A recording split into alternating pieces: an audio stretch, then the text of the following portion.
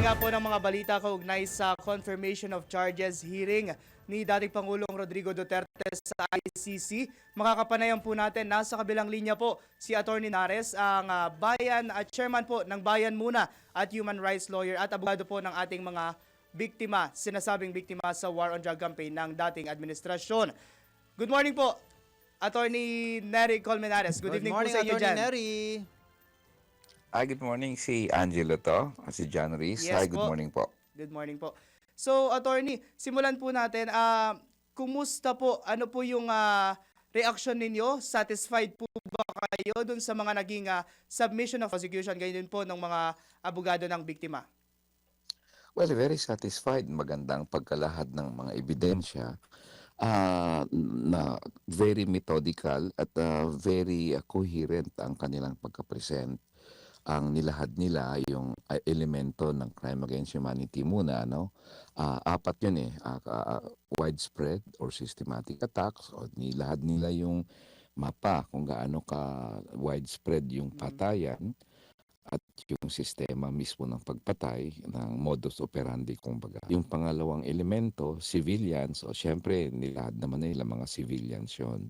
At pangatlo, ang pursuant to a policy. Yun ang pangatlong elemento ng crime against humanity. Nilahad nila yung policy. Dalawa ang policy. Ang unang policy ay yung Opland Double Barrel, yung dokumento mismo na nagpapatupad ng drug war at nagsasabing in-neutralize nyo ang mga drug, mga targets tsaka mga drug addicts, ang mga drug suspects. At yung pangalawang move ng policy, yung kay President Duterte na mga public pronouncements na kung saan inutos niya doon yung kill, kill, kill. So basically na-fulfill yung mga yon at yung pang-apat na elemento, knowledge of the attack. Siyempre, alam niya yung mga atake, hindi siya pwedeng magsabi na hindi niya alam at pinakita yon mismo kasama doon sa video na pinakita. So basically, yun yung paglahat ng prosekusyon at yung mga ebidensya nila, witnesses, insider accounts, o dokumento na magpapatunay aligasyon sa apat na elemento na ito. So, maayos, very coherent, and very, very well explained ang mga aligasyon ng prosekusyon. With those positive reactions po, Atty. Colmenares, are you positive din ba na mako-convict po si dating Pangulong Rodrigo Duterte base lamang po dun sa mga naganap dun sa 2 araw ng confirmation of charges? Well, kung titingnan yung 2 araw, napakalakas talaga ng kaso. Nadagdagan pa ito ng ang openings ng depensa ay medyo hindi talaga direkta ang kumontra dito. Ang sinabi ng depensa ay parang hindi siya relevant sa issue eh. Sabi niya nangako si President Marcos hindi siya mag-cooperate, nag-cooperate na rin pala siya sa ICC. So ang tanong syempre diyan ng korte, anong kinalaman niyan sa issue dito? Ang issue kasi dito, may libo-libo ang patay at si President Duterte ang nag-utos nito. O anong sagot mo doon? Hindi nila sinagot yan directly. Kung ang sabi nila ay hindi naman siya talaga monster, parang pinicture lang siya ng media at ng mga NGOs na monster, pero siya ay maayos na tao, mabait, parang ganun lang yung depensa nila, na ang tingin ko naman ay medyo mahina na depensa yon. Kasi dapat kontrahin talaga nila yung apat na elementong nabanggit ko bago lang para hindi ma-confirm. So kung ang sagot mo ay joke niya lang yon o hyperbole yon, lang talaga siya magsalita, mahirap higit ng depensa na huwag ituloy kasi hindi pwedeng makalusot sa korte yon. Kasi kung nagjo-joke ka lang naman at wala naman talagang namatay, ay di talagang joke yun. Di pwedeng magtawanan lahat. Pero ang problema ni President Duterte, matapos siyang mag-joke, libo-libo ang namatay. So hindi niya pwedeng sabihin yung utos ko na pumatay kayo, joke lang yun. Kasi ipinatupad libo-libo ang namatay. So mahirapan na ang depensa na i-oppose ang pag-confirm ng charges dahil napakalakas talaga ng ebidensya na inihain ng prosekusyon. Ayun, Attorney Nery, di ba? Naniniwala nga po ang kampo ng mga biktima ng drug war na may sapat na ebidensya na nga para para malitis itong si dating Pangulong Rodrigo Duterte sa ICC. Sa inyong hupang palagay, trial ready na itong kaso ng dating Pangulo? Tingnan mo yung paglahad ng prosekusyon, trial ready na. Pati kami bilang abogado ng mga biktima, naglahad din kami doon. So, maayos yung aming paghanda sa trial. Ang problema diyan actually, yung depensa. Actually, sa totoo lang, no, John Mhm. Reese, Angelo, Mhm. hindi ko alam kung anong ebidensya ang ilalabas nila sa trial para sabihin nila na walang kinalaman si President Duterte sa drug war. Mhm. Parang matapos yung pinakita lahat ng video, parang imposible na magkaroon sila ng ebidensya sa trial, witness man o dokumento man, na nagsasabi na wala siyang kinalaman sa drug war. Hindi niya alam yun, Mhm. na yung mga patayan na yan, hindi niya alam. Parang imposible. So, kung tingin ko, kung handa ang prosekusyon na mag-add ng ebidensya sa trial, ang depensa, hindi ko pa nakikita yon sa ngayon na may naisip nilang ebidensya para salagin yung Mhm. akusasyon ni Duterte ang nag-utos ng pagpatay ng libo-libo. Okay po. So, attorney, what's your reaction naman po doon sa request ng dating Pangulo na mag-skip doon po sa pre-trial detention hearing? And if possible po, pakidiscuss nyo naman po sa amin at sa ating mga tagapakinig, ano po ba yung pre-trial detention hearing na yon, attorney? Well, routine yan na procedure sa ICC na tinitingnan ng ICC ang kalagayan ng mga nakadetain doon. In this case, may kiniklaim pati sila na fit siya for trial. So nagkaroon nga ng mga medical examinations, etc. At napatunayan sa medical examination na siyempre may mga nalilimutan na siya, matanda naman kasi na siya. May katulad din yun sa mga nakakulong dyan na matanda at may sakit sa bilibid sa atin. Pero hindi ibig sabihin hindi na siya fit for trial. Naiintindihan niya yung trial, alam niya ang nangyayari, alam niya yung akusasyon sa kanya, so fit siya for trial.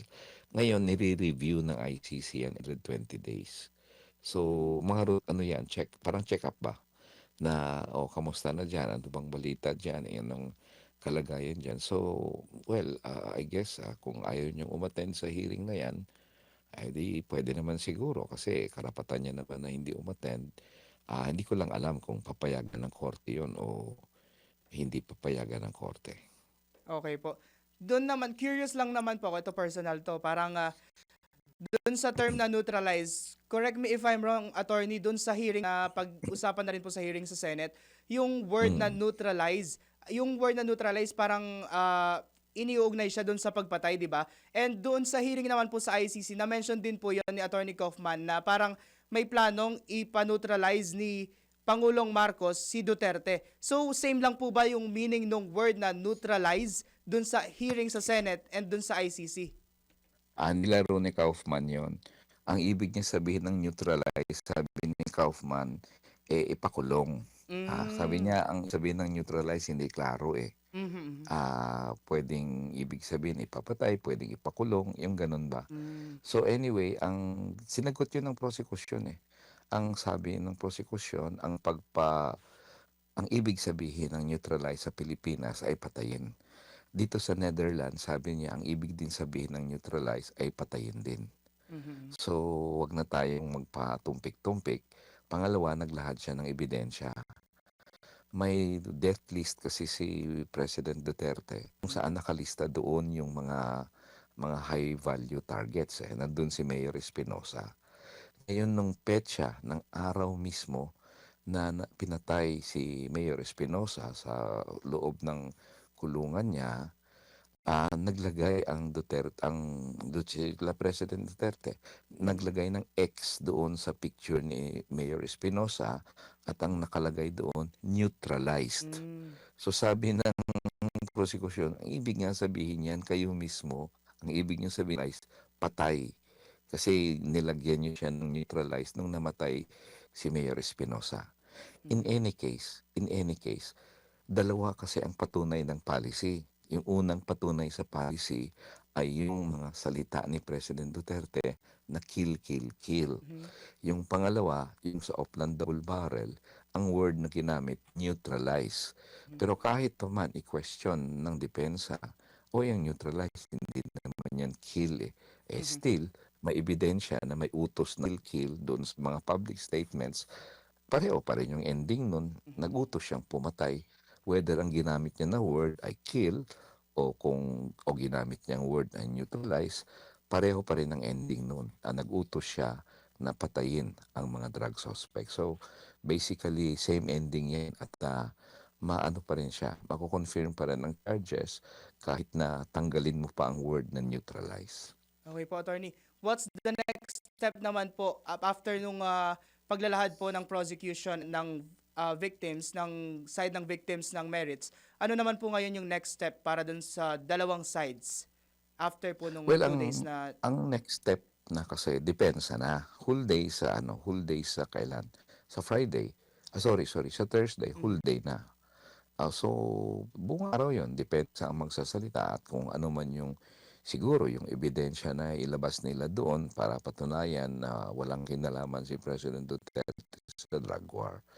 After that, the last day, summation is to summarize yung mga points ng tatlong partido, yung prosecution, yung depensa at yung biktima. And then may hearing lang on the prison condition ni President Duterte sa hapon. So basically, yung Friday, medyo patapos na yon. Mas bukas yung last day, yung sa depensa naman at mga ebidensyang ilalahad ng depensa. Attorney Neri, regarding naman dun sa ilang araw ba After ng charges. after ng confirmation of charges makakapag-desisyon ng ICC? Kung iko-convict po ba o hindi si dating Well, Pangulong Duterte. Well, actually, confirmation lang ito, no? Wala pang trial dito. Pag na-confirm nila ang charges, magkakaroon ng trial. Pag hindi nila i-confirm yung charges, hindi magkakaroon ng trial. Ang rules ng ICC is within 60 days. So kung within 60 days mula sa ngayon, mga April 26 ang maximum. Or pwede for April 26, pero by April 26, may decision na ang pre-trial chamber kung i-confirm o hindi i-confirm ang charges labang kay President Duterte. So if magpo-proceed po sa trial, ang tamang term pa lang po kay dating Pangulong Duterte is accused pa lamang po. Accused, yes, Ayun. accused. Okay Yun po. na yun, doon siya maging akusado. Okay po, Attorney Nery Colmenares, mensahe na lang po sa publiko. Well, ang issue ng patayan sa Pilipinas ay issue siyempre ng hustisya sa mga biktima. Pero actually, issue nito sana sa ating mga mamamayan na tingin naman natin kahit sino ka pa, kay Pro Duterte ka man o Pro Marcos ka man o Pro Leni Robredo ka pa nga, ayaw mo ng isang lipunan na patayan sa kaliwat kanan eh. Ayaw mo ng isang lipunan na naglalakad lang yung anak mo sa kalye, marariding in tandem. Ayaw mo ng lipunan na kung ang apo mo ay nagsalita lang ng isang bagay sa sudya na hindi pumapayag doon sa isang patakaran ng gobyerno, kinundina niya ang gobyerno, i-red tag na siya, itutroll na siya, at i-EJK siya. So yun lang naman ang issue dito. At sana naman, suportahan ng mamamayan ang paghangad ng hustisya ng mga biktima kasi ayaw natin ang lipunan na paglakan ng ating mga anak, yung lipunan na ganyan, yung patayan. So sana naman, bigyan natin ng suporta ang mga kaanak ng biktima. Ang hinihingi lang naman nila dito, magkaroon ng trial. Sa trial, hindi natin alam kung acquitted or guilty, pero at least sa trial, magkakaroon ng oportunidad ang mga biktima na mailahad ang kwento ng paano pinatay, karumal-dumal at walang awang pinatay ang kanilang mga kaanak. So, I hope people will support the search for justice kasi kung mangyari man yan sa iba, mangyari man sa atin, gusto rin natin siyempre suportahan tayo ng ibang tao sa paghangad ng hustisya.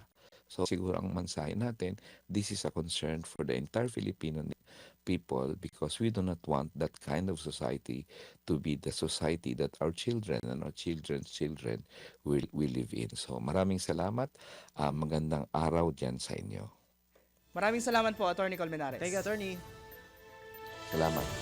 Muli yan po si Atty. Nery Colmenares, ang chairman po ng Bayan Muna at human rights lawyer at abogado po ng mga biktima ng War on Drug campaign ng nakaraang administrasyon.